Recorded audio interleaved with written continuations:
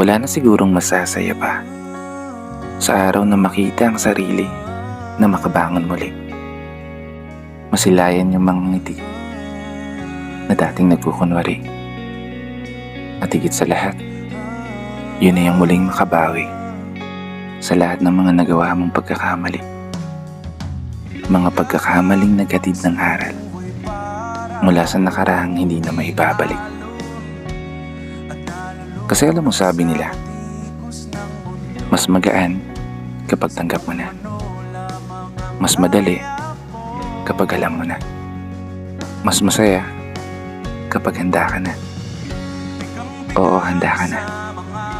Harapin, tanggapin lahat ng mga nakikita ng iyong mga mata. Maging matatag at maging matapang sa kabila ng nararamdaman mong kaba. Sa kabila ng hirap na pinaparanas sa iyo ng mundo. Na yung dating inakala mong hindi mo kaya, kaya mo pala. Kaya mo nga pala talaga tumayo ng mag-isa. Humakbang at dahan-dahan umusad palayo. Habang pinupunasan ng mga luha na kusang natutuyo.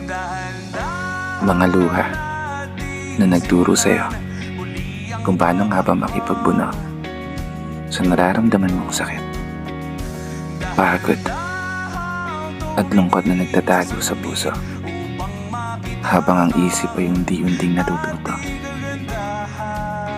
Basta tandaan mo, talikuran ka man ng lahat, kailan may hindi tatalikod ang sarili mo sa'yo. Iwan ka man ng lahat, magiging tapat pa rin ko sa'yo. Kaya kahit ano man ang mangyari, ingatan mo sana at alagahan ang sarili mo. Dahil yan ang magiging kakampi mo sa araw na talikuran ka ng mundo. At sa oras na walang nandyan para sa'yo.